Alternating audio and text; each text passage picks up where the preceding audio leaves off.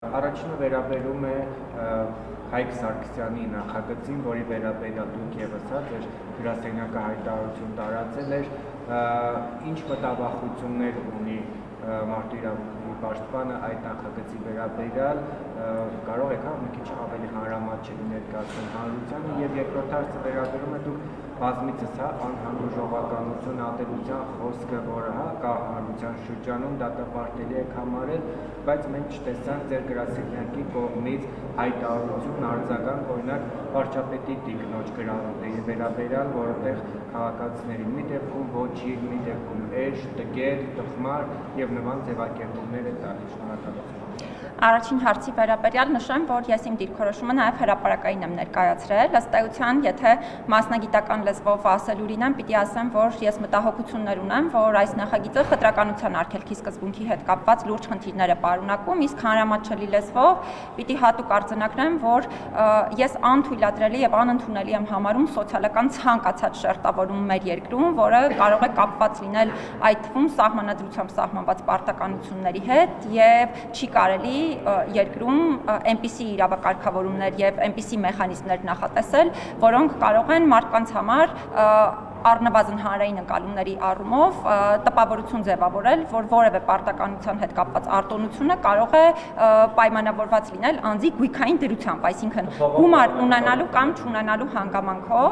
եւ երկրորդ հանգամանքը, որը հիմա դարձյալ կուզենամ շեշտադրել, այն է, որ մենք բոլորս գիտենք, որ զինված ուժերում բավականին լայն տարածում ունեն ոչ կանոնադրային հարաբերությունները, ենթամշակույթին բնորոշ հարաբերությունները, եւ այս տեսանկյունից դարձյալ իմ մտահոգությունն այն է, որ ռիսկերը բավարար չափով գնահատված չեն եւ հաշվարկված չեն այդ հարաբերությունների խորացում ստեղծելու տեսանկյունից, բայց սա շատ հանրամատչելի լեզվով իրականում կարելի է շատ երկար խոսել այս նախագծային կարգավորումների առնչությամբ։ Նախապես նախագիծը չի քննարկվել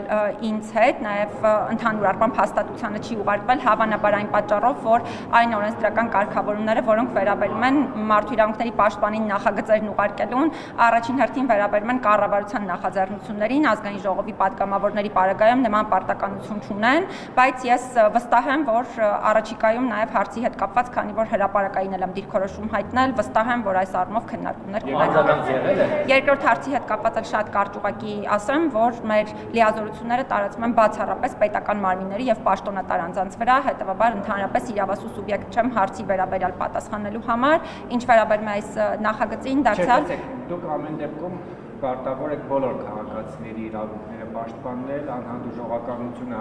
եւ անհավասարությունը բոլորի դեպքում է արտահայտելի եւ դատապարտելի գործընթաց։ Հետեւաբար, այսինքն միայն պաշտոնատար անձը իրավունք ունի մյուսին վիրավորել։ Իմ լիազորությունները տարածվում են բացառապես պաշտոնատար անձանց վրա։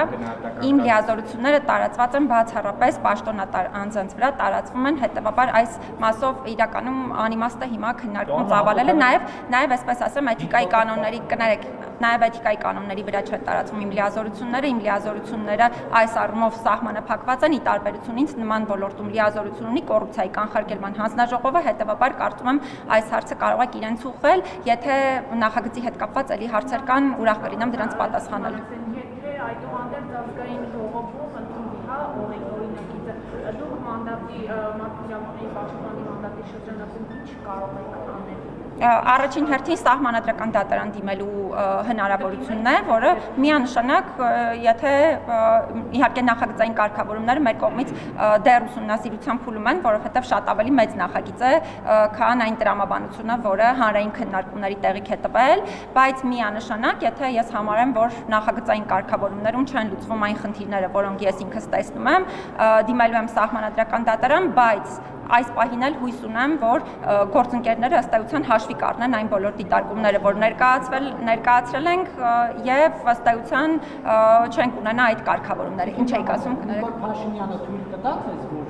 իր կառավարության արդեն դրական եզրակացություն տված նախագծի վերաբերյալ դեպք սահմանադրական։ Նարեկ ջան, ասում եմ լավ լուր արձանագրել այն մասին, որ իմ ամբողջ գործունեության ընթացքում կարծես թե գործադիր իշխանությունից միջամտություն ինքս չեմ տեսել, չեմ զգացել, ինչ վերաբերում է սահմանադրական դատարան դիմելու կամ տարբեր հարցերի վերաբերյալ կարծիք ներկայացնելու հարցին, կարծում եմ նաև ապացուցվել է մեր գործունեությամբ, որ բազմաթիվ են դեպքերը, երբ կան նախագծեր, որոնց վերաբերյալ կառավարությունը դրական եզրակացություն է տվել, եւ մենք այդ հարցերի վերաբերյալ մի մասով սահմանադրական դատարան ենք դիմել, մի մասով ես ամեն օր հրապարակային խոսել եմ, օրինակ փաստաբանների հարկային բեռի ավելացման հետ կապված խնդիրը եւ նաեւ մյուս խնդիրները։ Ոչ, կարծում եմ շատ սխալ մեկնաբանություն տվեցիք այս պարագայում ըստ էության մենք գործ ունենք երևույթի հետ, որը վերաբերում է մարդու իրավունքների հետ կապված խնդիրներին։ Իսկ արձագանքել իրենք Հայկ Սարգսյանը, Սուրեն Պապիկյանը, կառավարությունը առասարակ ձեր այս քննադատությանը եւ դիտողություններին։ Կարծում եմ շատ կառուցողական եղանակով, այսինքն որևէ տեսակի հանդիմանություն չեմ տեսել, չեմ զգացել եւ ես վստահ եմ, որ ըստ էության մենք այս հարցի վերաբերյալ պետք է ունենանք կառուցողական քննարկումներ, այս առումով պետք է ուշադիր լինենք, ինչ վերաբերում է որևէ մեկի ընտրած միբ լինել չլինելու հանգամանքին, կխնդրեմ այս շահարկումներից զերծ մնալ, որովհետև եթե մենք ուզում էինք մարդու իրավունքների պաշտպանի ընտրության գործընթացը փոխել, որը ընդ որում Հայաստանում խնդրահարույց է եւ այդ առումով տասնյակ տարիներ տարբեր միջազգային կազմակերպություններ հայտնել են իրենց դիրքորոշումները, կոնկրետ դերակատարները եւ քաղաքական ուժերը պետք է դա վաղուց փոխած լինեին, այս փուլում դրա վերաբերյալ անհասկանալի եզրահանգումներ անելու փոխարեն այս պահին ընդ որում ես այդ քննարկումների մեջ եմ, որովհետև ես բարձրաձայնել եմ այն հանգամանքը, որ այո, տասնյակ արդեն մի քանի երևի թե մի տասնամյակ հաստատ միջազգային կազմակերպություններ այդ հարցի վերաբերյալ խոսում են եւ ընդ որում նաեւ մի փաստաթությանն է նման հանձնարարական տվել ադվոկացիա անելու փոփոխությունների համար տարիներ շարունակ։ Ես հիմա հրապարակային եմ ասում, որ հրապարակային եմ ադվոկացիա անելու, բայց մինչ այդ նաեւ լուրջ քննարկումներ եմ ունեցել։ Ինչ ինստիտուտ պետք է ներդրվի, որպեսզի մաքսիմալ անկախ լինի ՄԻՊ-ը, որտեղ դուք առաջին ՄԻՊ-ը մաքսիմալ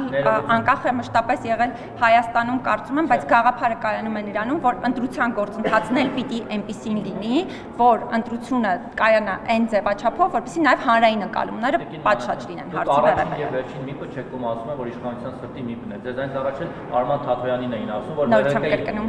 ՀԿ-ի ասած, այսինքն սա օբյեկտիվ գնահատական եմ ասում, որ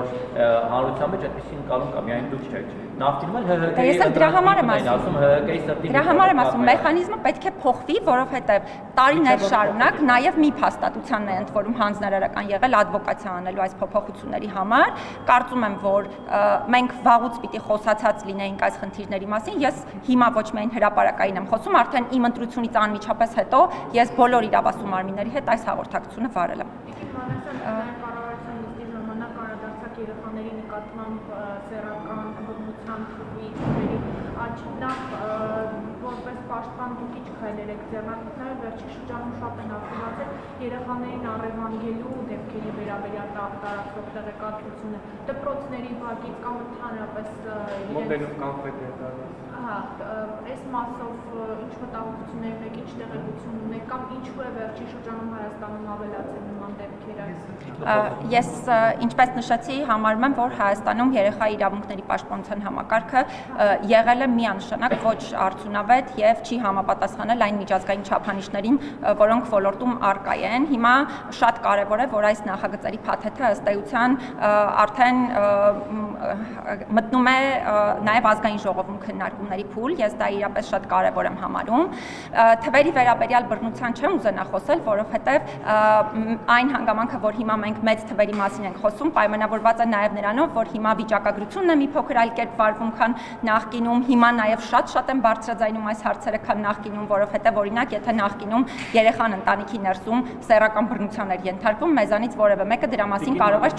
չիմանալ նույնիսկ։ Կողմից տեսանյութը վերջերս Մերձավանի դպրոցյան հայտնի միջադեպից հետո աշակերտներից մի քանիսը տեսախցիկների առաջ ներողություններ էին խնդրում եւ այլն ըստ էության կարծոք պարտադրանքի միջոց ուսումնասիրվել են այդ տեսանյութերը ձեր կողմից թե ոչ։ Ես հիմա դրան էլ կանդրադառնամ, պարզապես հարցը ավարտեմ ու պարտադիր Փայլակ ջան, հակ խոսեմ դրա վերաբերյալ եւս։ Ըստ էության այս առումով մենք մեծ թվերի եւ մեծ դեպքերի մասին ենք խոսում, նաեւ այն պատճառով, որ իմանում ենք դրա մասին, բայց այսօր նաեւ հնարավոր մեթոդներն են մեծացել եւ շատացել։ Այո, ցավոք պետք է ասեմ, որ մենք էլ ենք շատ դեպքերում գործ ունենում երեխաների նկատմամբ սեռական բռնության եւ սեռական ոտնձգության դեպքերի հետ, երբ այդ թվում իրենք են բողոքում մեզ, այսինքն խորհրդապահական եղանակով տեղեկատվություն են փոխանցում հարցի մասին։ Այս առումով ես հատուկ կառավարության նիստի շրջանակում էլ խոսեցի այն առնչությամբ, որ կարծում եմ, որ այսօրվա մեր համակարգը իրապես պատրաստ չէ պատշաճ արձագանք ցուցաբերելու այս հարցերին, որովհետև օրինակ նույն խնամակալության եւ հոգաբարձության մարմինները շատ անարդյունավետ եւ ոչ պրոֆեսիոնալ աշխատանք են ոլորտում իրականացնում եւ մի շարք այլ հարցեր այստեղ կարելի է շեշտադրել, ձեր նշած առևանգման դեպքերը եւ այլն, դրանք եւս ընդհանուր համակարգի մաս են կազմում, որպեսզի մի փոքր կարճ ավելի պատասխանեմ ձեր հարցին, քանի որ շատ մեծ թեմա է, կարող ենք առանձին հարցազրույց ունենալ դրա մասով։ Երևի թե ձեր հարցին պատասխանելու եմ։ Ուղղակի այստեղ ասեմ, որ երեխայի իրավունքների պաշտպանության այդ մեխանիզմը պետք է համապատասխանեցվի կոնկրետ չափանիշներին եւ պետք է պրոֆեսիոնալ գործի, բայց եթե ձեզ հետաքրքրի, կարող ենք այս հարցի վերաբերյալ առանձին հարցազրույց ունենալ։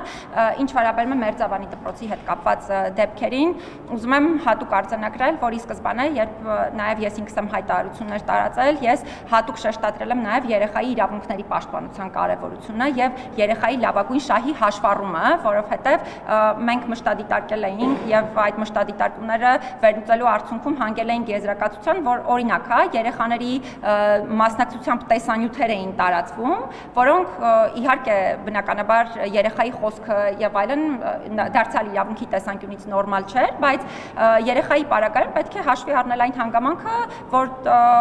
անհրաժեշտ է հաշվի առնել նրա լավագույն շահը եւ տեսանյութը տարածելու արդյունքում երեխաները եւս թիրախավորվել էին։ Դա էր պատճառը, որ մենք կոչ էինք արել նախ ընդհանրապես չտարածել նման տեսանյութեր, չթիրախավորել երեխաներին եւ զերծ մնալ այդ թիրախավորումից։ Ինչ վերաբերում է ձեր նշած տեսանյութերին, ապա պետք է նշեմ, որ ըստ էության մեծ համենայն դեպս որևէ ահազանգային մասին, որ պարտադրանք է եղել երեխաների նկատմամբ մենք չենք ստացել, բայց ես պետք է դարձյալ այստեղ նորից էլի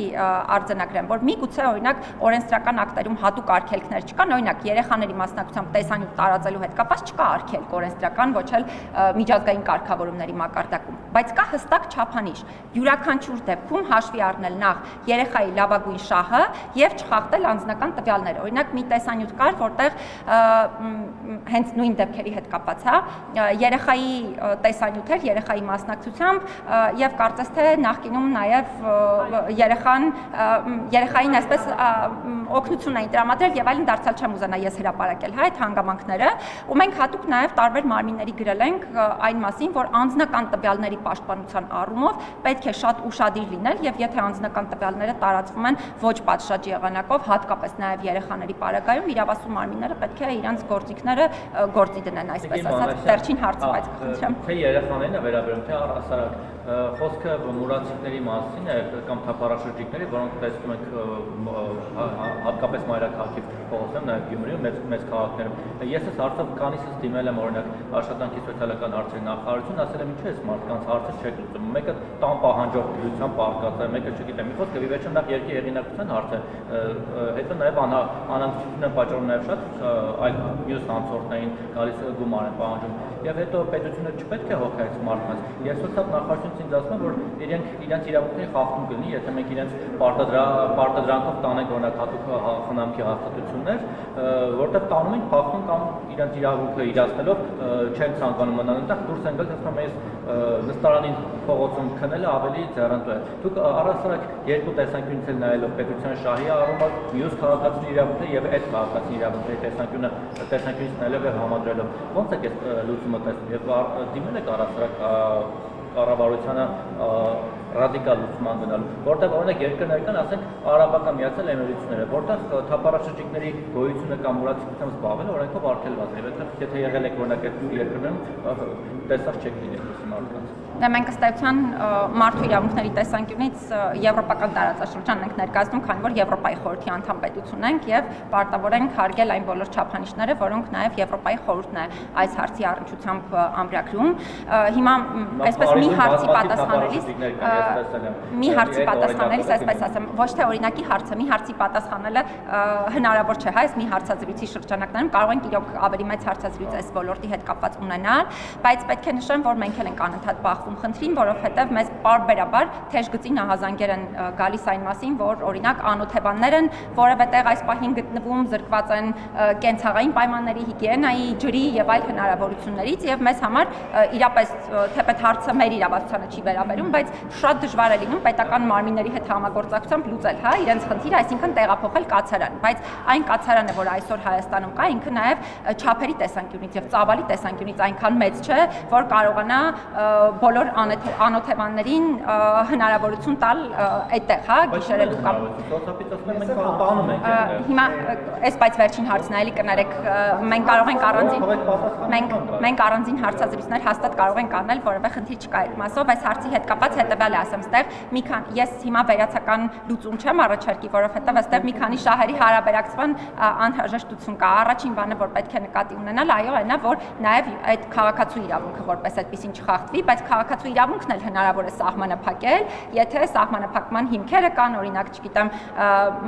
այլոց իրավունքներ եւ ազատություններ եւ այլն եւ այլն։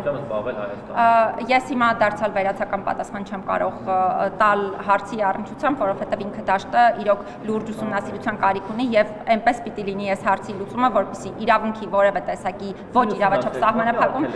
չլինի, եթե դեմ չեք, դարձյալ մենք այս հարցի վերաբերյալ իրոք կարող ենք մեծ հարցազրույցներ ունենալ, ես դեմ չեմ լինի թե երեխաների իրավունքների մասով, թե այս խնդրի մասով ձեզ հետ նույնիսկ առանձին հարցազրույցներ վարել։ Շատ լավ, շնորհակալություն։